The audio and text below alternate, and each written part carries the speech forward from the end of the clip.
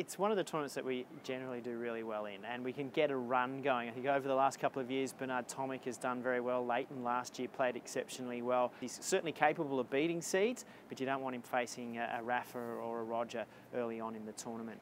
Leighton coming into Wimbledon, I've got to think that probably this is his last roll of the dice at the All England Club, and being a former champion is a place that he absolutely loves, and he'd love nothing more than to go really deep in the tournament.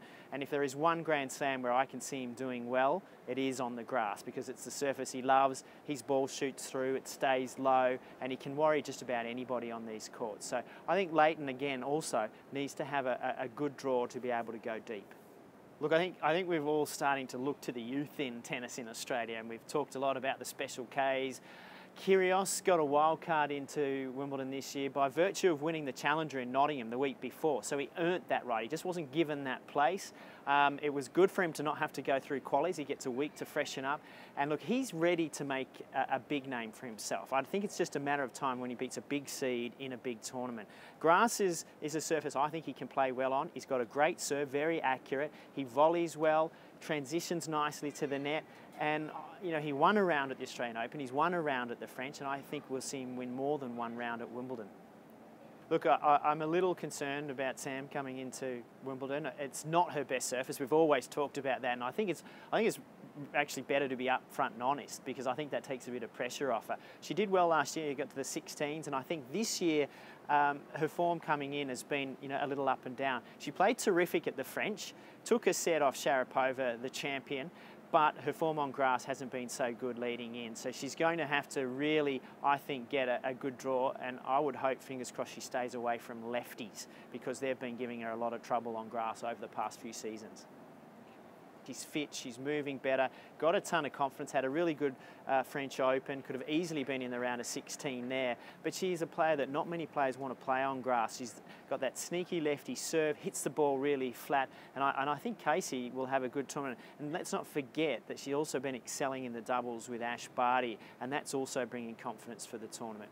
She is the type of player that needs to build more physical strength and get confidence out of that. She's going to be a late bloomer on the singles court, somewhat like Sam Stosur has been. If you look at their career path at the moment, she's excelled in doubles, Grand Slam finals, still playing well there, likes to have somebody to communicate with on the court. And those types of players take longer to get going. So I hope she can get through to main draw. In my view, she's got a game that can do so much damage on grass, just lacking a little bit of confidence, and that will take time. Traditionally, the men at Collies have always done pretty well. We usually get one or two through, and I think I'm looking at Sam Groth. He's come off a really good run. I think if he gets through, he's really dangerous, because he's serving absolute bombs and he's confident. Semi-finals of the French Open doubles just a couple of weeks ago too for Sam. So I think I look for him to get through. And the other Aussies there, well, if we can get one or two and sneak that in, that would be great, because we'll have more competitors in the main draw than we've had for a number of years. Look, I think if we're looking at the juniors this year, a lot of the kids that are in there are really in a learning curve phase, and it's gaining real experience. Over the last few years, we've done incredibly well, being in finals and winning junior championships. It's going to be a lot tougher this year, for the reason, if you like, that Thanasi Kokkinakis could still be playing, but he's doing so well in the seniors, he's decided to stay away from the juniors and continue his path up the challenger and tour level. And so, you know, we're down into a little different area of our junior kids coming along. But I think for me, the exciting part is in particular some of the younger girls. It's not a year that I think they're going to excel, but because of their age. But what we've got in that bracket, we've got 4 or 5 young girls that are competing that in a couple of years' time I can see winning the championship there. I think at this stage it's pretty hard to pick the Wimbledon champion, but I tell you what, I've been incredibly impressed by Dimitrov and his win at Queen's Club. I think he has highlighted that he is a potential Wimbledon champion. Whether it be this year, I'm not so sure. I think it may take him another 12 to 18 months to mature into a Grand Slam champion, but he's certainly the rank outsider coming into this championship.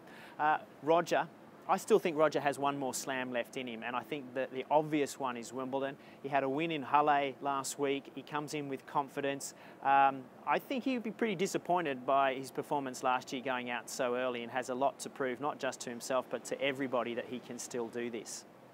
On the women's side of things, look, I thought Serena Williams was a shoo-in to win the French, and then she went out early. So there's a little bit of a changing of the guard on the women's game.